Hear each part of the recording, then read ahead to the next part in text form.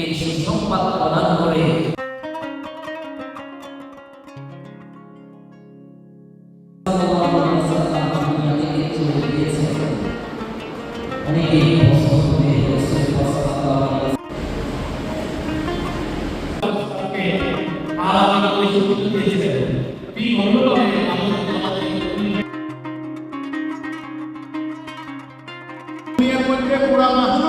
আপনার জন্য আল্লাহ আপনাকে দান করবেন। সুবহানাল্লাহ।